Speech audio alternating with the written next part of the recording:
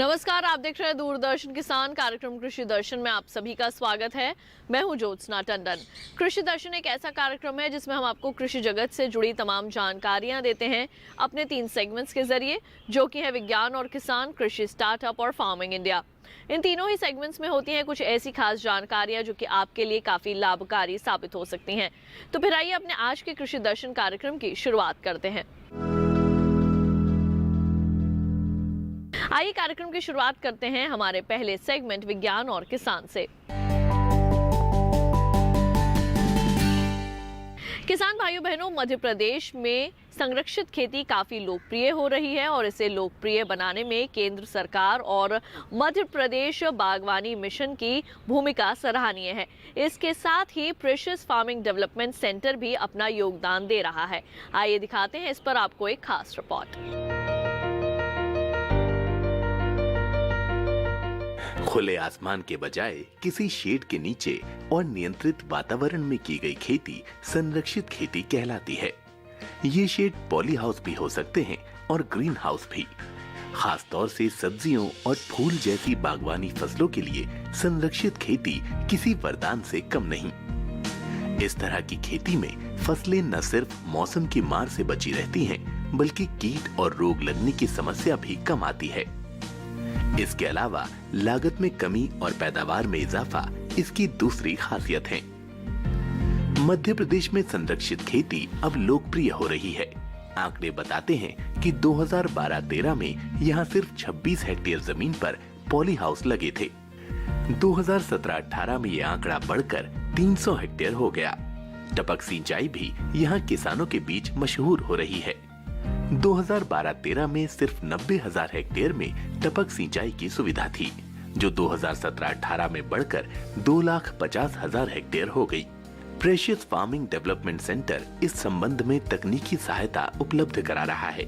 मिसाल के तौर पर सेंटर की ओर से टपक सिंचाई, प्लास्टिक मल्चिंग और संरक्षित तकनीक पर नियमित रूप से प्रशिक्षण आयोजित किए गए।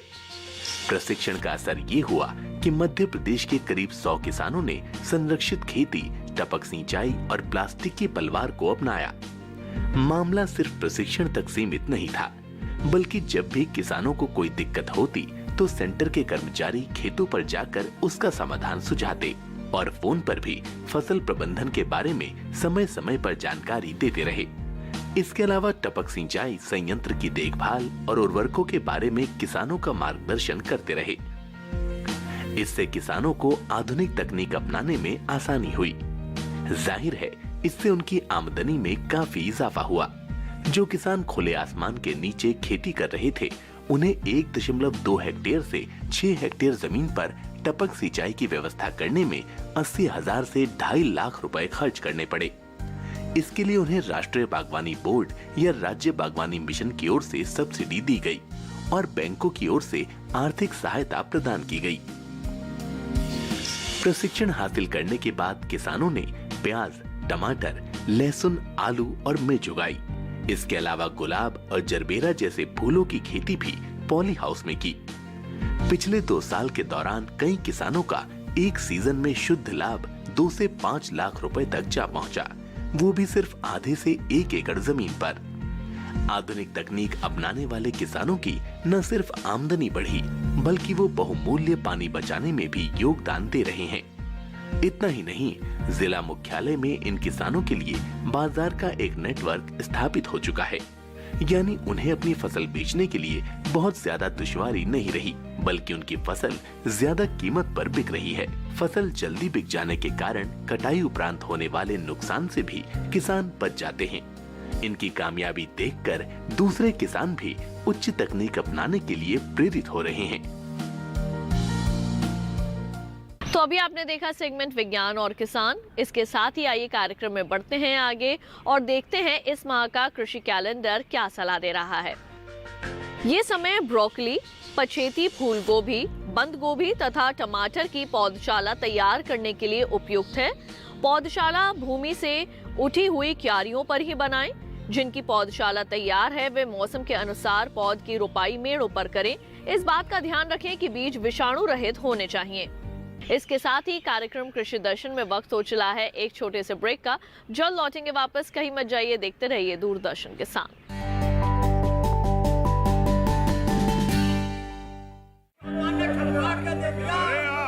सारी फसल अच्छी होगी भाई।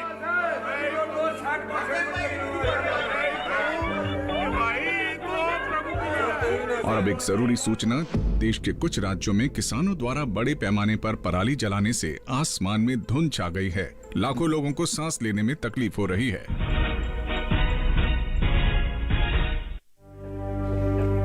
हर साल हम अपना ही घर फूकते हैं और तमाशा बनते हैं। ना, मैं ना मानता। ये काम तो बरसों से होता आ रहा है, अब ऐसा क्या नया आ गया? जे देख लो हमारे रतन काका, पिछले साल की पराली जलाने से जो इनकी खांसी उठी थी, जे अब तक चल रही है। और तो और हमारे सोना उगलने वाली धरती भी बंजर पड़ रही है। बेटा, तुम्हारी बात मान भी ले, पर एक बात बताओ कि पराली को ठिकाने लगाने में भी तो लागत आती है, और ये आग जलाने से ये काम आसानी से हो जाता है।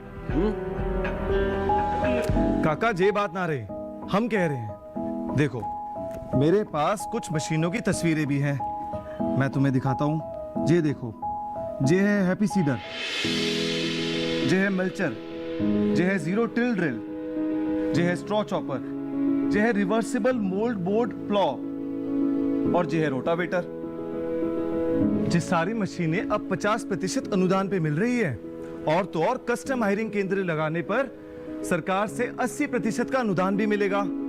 और ये संकल्प हमारे प्रधानमंत्री जी का है कि अब पराली कोई न जलाए और आधुनिक मशीनों का इस्तेमाल कर पराली खेत में मिलाएं और मिट्टी की गुणवत्ता को बढ़ाए।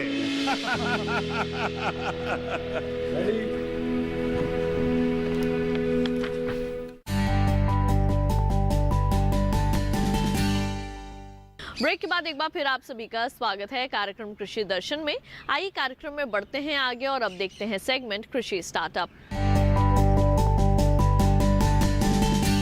किसान भाइयों बहनों, अपने आज के कृषि स्टार्टअप सेगमेंट में हम आपकी मुलाकात करवाने वाले हैं एक सफल महिला किसान से, और साथ ही खेती किसानी के क्षेत्र में उनके योगदान की कहानी भी आपको दिखाएंगे। जिले की घोड़ा डोंगरी तहसील के मलसिवनी गांव की प्रेमवती ध्रुवे खेती के साथ ही मुर्गी पालन और पशुपालन भी कर रही हैं।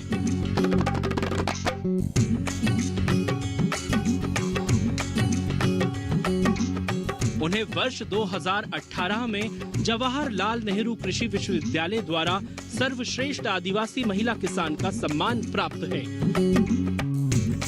जिले में मक्के का औसतन उत्पादन 6 से 7 क्विंटल प्रति एकड़ है, लेकिन प्रेमवती ने आधुनिक खेती से 30 क्विंटल प्रति एकड़ का उत्पादन हासिल करके दिखाया है।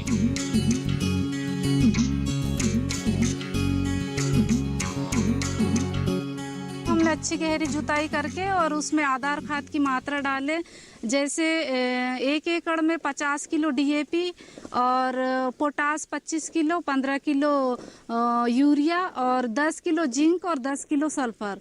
फिर हम लोगों ने वो पूरा खेत में मिला के अच्छी 2-2 फीट की सारा निकाल लिए और 1-1 फीट की दूरी में मक्का लगाए थे। तो फिर उसमें हमको काफ़ी फायदा हुआ। फिर हम लोग उसी तरीके से खेती कर रहे हैं, तो धीरे धीरे फिर 1 लाख का लोन पास करवा के और अब ये मकान बनाए हैं। 2017 में मकान तैयार हुआ, 2015 से बना रहे थे, 17 में तैयार हुआ, फिर पलस्तर रह गया था तो पिछले साल करवाए और इसी बारिश से हम लोग ये घर में रह रहे हैं। महिलाएं खेती किसानी के काम में बढ़ चढ़कर हाथ बटाती हैं। प्रेमवती ने अपना नाम पूरी दमखम के साथ स्थापित ही नहीं किया, बल्कि वे अग्रणी किसान भी बन गई हैं। देश के विकास के हर क्षेत्र में महिलाएं कदम ताल मिलाकर चल रही हैं। खेती बाड़ी में भी वे सक्रियता से भूमिका निभाती रही हैं। अब 2-3 हजार की तो सब्जी हो जा रही है और फिर हम एक साथ अनाज बेचते हैं तो 40,000 45,000 के लगभग बेच देते, सब्जी छोड़ के। सब्जी तुरंत बेचो और घर का खर्चा चला लेते हैं, और बाकी अनाज का पैसा है वो पूरा बच जाता है तो कोई अच्छा काम में लगाते हैं। जैसे पिछले बार खेत लिए हमने तो उसमें भी 50,000 रुपये लग गए। अभी रजिस्ट्री कराना बाकी है तो वो आप सोच रहे हैं कि रजिस्ट्री करा लेंगे। अरे किसान भावो रो मेहनत। अब महिला किसानों को उनके काम की पहचान भी मिलने लगी है। समाज के सभी वर्गों के मिले जुले योगदान से देश न केवल उत्पादन के नए कीर्तिमान बनाएगा, बल्कि किसान परिवार भी अपनी आमदनी को दुगना करने के लक्ष्य को प्राप्त कर सकेंगे। अभी आपने देखा सेगमेंट कृषि स्टार्टअप। कार्यक्रम कृषि दर्शन में वक्त हो चला है एक और छोटे से ब्रेक का। जल्द लौटेंगे वापस, कहीं मत जाइए, देखते रहिए दूरदर्शन किसान।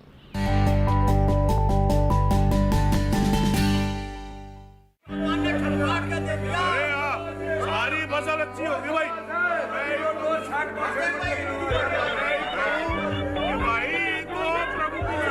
और अब एक जरूरी सूचना, देश के कुछ राज्यों में किसानों द्वारा बड़े पैमाने पर पराली जलाने से आसमान में धुंध छा गई है। लाखों लोगों को सांस लेने में तकलीफ हो रही है।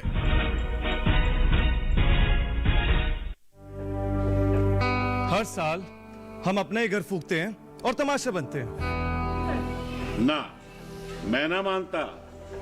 ये काम तो बरसों से होता आ रहा है, अब ऐसा क्या नया आ गया? ये देख लो हमारे रतन काका, पिछले साल की पराली जलाने से जो इनकी खांसी उठी थी ये अब तक चल रही है। और तो और हमारे सोना उगलने वाली धरती भी बंजर पड़ रही है। बेटा, तुम्हारी बात मान भी ले, पर एक बात बताओ कि पराली को ठिकाने लगाने में भी तो लागत आती है, और ये आग जलाने से ये काम आसानी से हो जाता है। काका ये बात ना रही, हम कह रहे हैं। देखो मेरे पास कुछ मशीनों की तस्वीरें भी हैं, मैं तुम्हें दिखाता हूं। ये देखो, ये है हैप्पी सीडर, ये है मल्चर, ये है जीरो टिल ड्रिल, ये है स्ट्रॉ चॉपर, ये है रिवर्सिबल मोल्ड बोर्ड प्लॉ, और ये है रोटावेटर। ये सारी मशीनें अब 50% अनुदान पे मिल रही है, और तो और कस्टम हायरिंग केंद्र लगाने पर सरकार से 80% का अनुदान भी मिलेगा। और ये संकल्प हमारे प्रधानमंत्री जी का है कि अब पराली कोई न जलाए और आधुनिक मशीनों का इस्तेमाल कर पराली खेत में मिलाएं और मिट्टी की गुणवत्ता को बढ़ाए।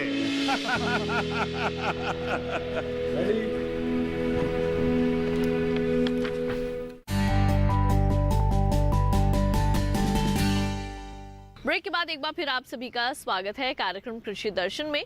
आइए कार्यक्रम में बढ़ते हैं आगे और अब देखते हैं सेगमेंट फार्मिंग इंडिया।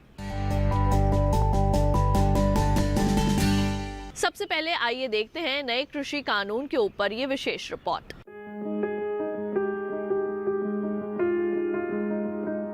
कृषि में कई अहम सुधार करने के लिए सरकार ने उपज बिक्री की व्यवस्था में कई जरूरी बदलाव किए हैं। इस दिशा में सरकार ने कृषक सशक्तिकरण व संरक्षण, कीमत आश्वासन और कृषि सेवा पर करार अधिनियम 2020 लागू किया है। इस अधिनियम के लागू हो जाने से अब किसान उपज से खाद्य उत्पाद बनाने वाले प्रोसेसर्स, व्यवसाय कंपनियां, थोक और फुटकर विक्रेताओं और निर्यातकों के साथ कृषि उपज की बिक्री के लिए सीधे करार या व्यवसायिक समझौता कर सकेंगे। करार हो जाने के बाद फसल की अच्छी पैदावार के लिए जरूरी साधन या इनपुट्स उपलब्ध कराने की पूरी जिम्मेदारी खरीदार की होगी। अधिनियम के लागू हो जाने से अब पैदावार के दौरान फसल पर किसान का मालिकाना हक बना रहेगा। वहीं किसी पहले के मुकाबले खासी बढ़त होगी। फसल का बीमा तो कराया ही जाएगा, साथ ही जरूरत होने पर किसान वित्तीय संस्थानों से कर्ज भी ले सकेंगे। इतना ही नहीं, किसानों को मौसम के जोखिम और बाजार के उतार चढ़ाव से भी सुरक्षा मिलेगी। ये अधिनियम अनुबंधित किसानों को नियमित और समय पर भुगतान की सुविधा भी देता है। जाहिर है कि कृषि में हुए इन सुधारों से किसान काफी फायदे में रहेंगे।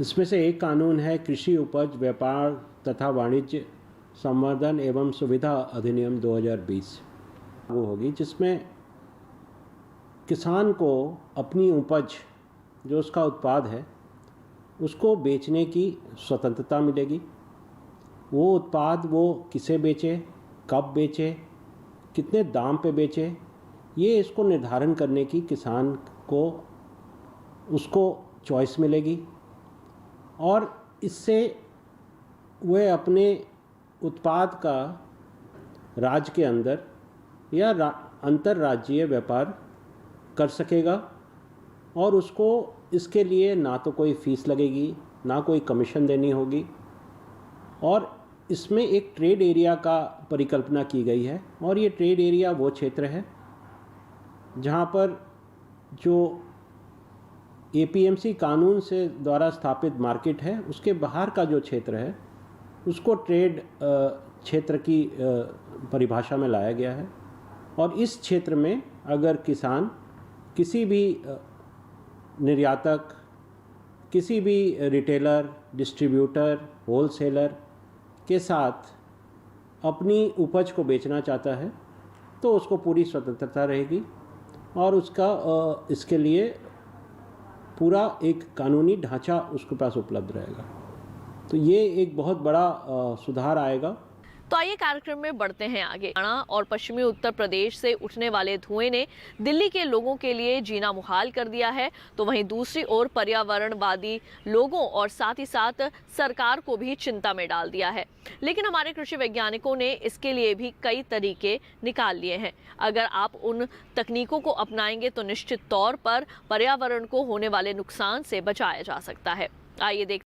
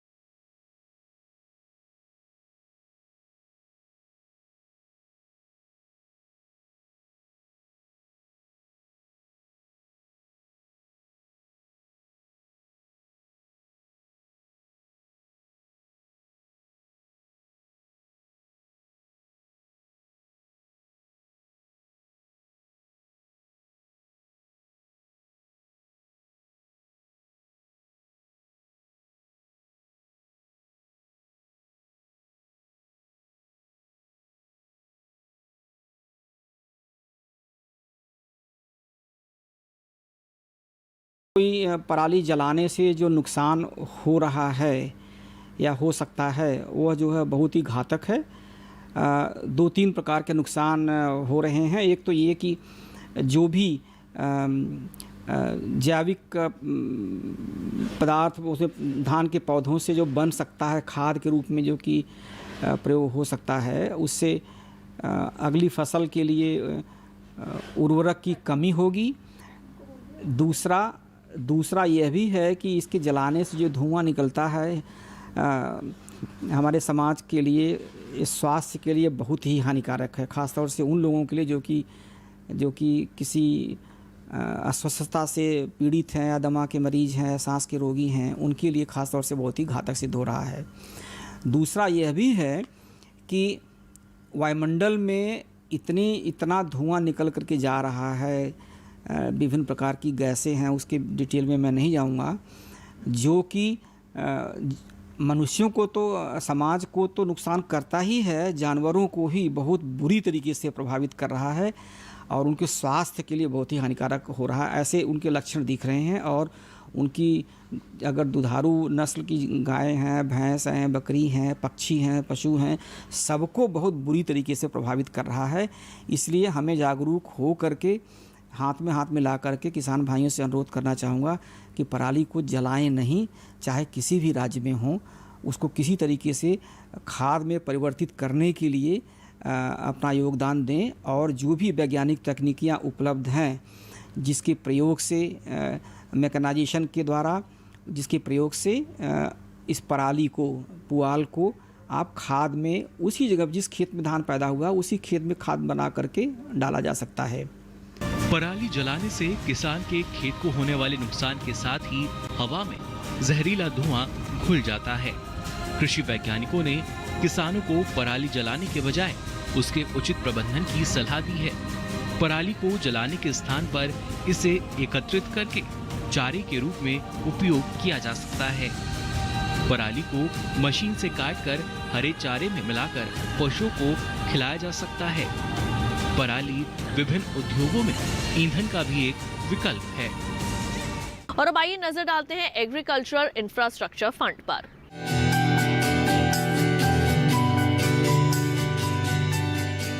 कृषि क्षेत्र के लिए अवसंरचना यानी बुनियादी ढांचा बहुत ही महत्वपूर्ण है। आंकड़े बताते हैं 15 से 20% उपज खरीदार तक पहुंचने से पहले ही बर्बाद हो जाती है। बर्बादी के बड़े कारणों में भंडारण की सही व्यवस्था का अभाव और प्रसंस्करण इकाइयों की कमी है। कृषि अवसंरचना जितनी मजबूत होगी, बर्बादी उतनी ही कम होगी। 1 लाख करोड़ की धनराशि ग्रामीण क्षेत्रों में भंडार गृहों, शीत गृहों, पैक हाउस के निर्माण और उनके विकास के अलावा बाजार व्यवस्था को दुरुस्त करने पर खर्च होगी। इसके साथ साथ प्रसंस्करण इकाइयां, निजी उद्यम, किसान उत्पादक संगठन और प्राथमिक कृषि ऋण समितियां, विपणन सहकारी समितियां भी इसका लाभ ले सकती हैं। साथ ही संयुक्त देयता समूह, बहुउद्देशीय सहकारी समितियां, कृषि उद्यमी, स्टार्टअप और संग्रहित अवसंरचना प्रदाता भी इसके हकदार होंगे। केंद्रीय एजेंसियां, राज्य एजेंसियां या स्थानीय निकायों की ओर से प्रायोजित सार्वजनिक निजी भागीदारी परियोजनाएं भी इस योजना का हिस्सा बन सकती हैं। कृषि अवसंरचना कोष असल में मध्यम या लंबी अवधि के ऋण की सुविधा प्रदान करता है। खास बात यह है कि सभी तरह के ऋणों में हर साल 2 करोड़ रुपए की सीमा तक ब्याज में 3% की छूट दी जाएगी। ये छूट अधिकतम 7 साल के लिए होगी। इसके अलावा 2 करोड़ रुपए तक के ऋण के लिए क्रेडिट गारंटी कवरेज भी उपलब्ध होगा। पुनर्भुगतान के लिए ऋण स्थगन कम से कम 6 महीने और ज्यादा से ज्यादा 2 साल के लिए हो सकता है। विशेषज्ञों का कहना है कि खेती और कृषि प्रसंस्करण आधारित गतिविधियों के लिए औपचारिक ऋण सुविधा ग्रामीण इलाकों में रोजगार के कई अवसर उत्पन्न करेगी।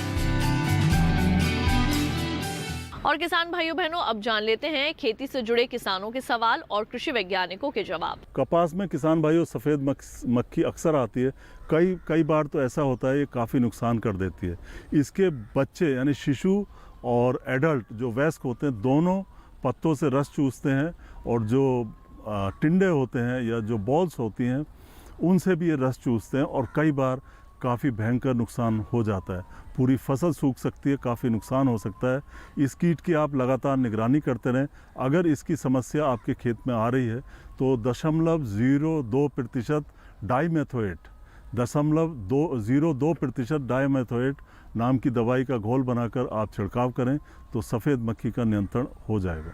आशा करते हैं कि जो बताई गई जानकारी है उसका आप लाभ उठाएंगे और अपनी फसल में आने वाली समस्याओं का आप निदान कर सकेंगे, जिससे कि आपको अच्छी आमदनी मिले, अच्छी पैदावार मिले। किसान भाइयों बहनों, जैसे कि आप सभी जानते हैं कि खेती से जुड़ी नवीनतम जानकारियों के लिए एक मोबाइल ऐप लॉन्च की गई है, जिससे कि आप खेती किसानी से जुड़ी तमाम जानकारियां हासिल कर सकते हैं। तो कौन सी है वो ऐप और किस तरह से आप उसका इस्तेमाल कर सकते हैं, आइए जानते हैं कार्यक्रम के इस भाग में। फसल बीमा मोबाइल ऐप। क्रॉप इंश्योरेंस यानी फसल बीमा ऐप किसानों, राज्यों, बीमा कंपनियों और बैंकों सहित सभी हितधारकों के लिए उपयोगी है। ये ऐप कृषि विभाग, सहकारिता और किसान कल्याण द्वारा किसानों के हित में लॉन्च किया गया है। फसल बीमा ऐप में प्रधानमंत्री फसल बीमा योजना और मौसम आधारित फसल बीमा योजना दोनों बीमा योजनाओं को कवर किया गया है। ये ऐप किसानों को बीमा की किस्त और उसकी कट ऑफ डेट के बारे में सूचित करता है। बीमित किसान फसल खराब होने की शिकायत 72 घंटों में क्रॉप इंश्योरेंस यानी फसल बीमा ऐप पर दे सकते हैं। बीमा के साथ साथ किसानों को ऋण और बैंकों के साथ एकीकरण की सुविधा भी प्रदान करता है। किसान मोबाइल ऐप और वेब पर फसल की लोकेशन के माध्यम से बीमा कंपनी से संपर्क कर सकते हैं और उनसे जानकारी प्राप्त कर सकते हैं। आइए अब कृषि दर्शन कार्यक्रम में बढ़ते हैं आगे और कृषि से जुड़ी कुछ और रोचक जानकारियां हासिल करें। भारत में अदरक की खेती पुरातन समय से की जा रही है। अदरक के उत्पादन में भारत का नाम विश्व के अग्रणी देशों की सूची में शामिल है। भारत के अधिकांश राज्यों में अदरक की खेती ताज़ा सब्जी के रूप में और सूखे मसाले के रूप में की जाती है, जिनमें केरल और मेघालय प्रमुख राज्य हैं। और अब आइए चलते चलते एक नजर डाल लेते हैं ट्विटर प्लेट पर।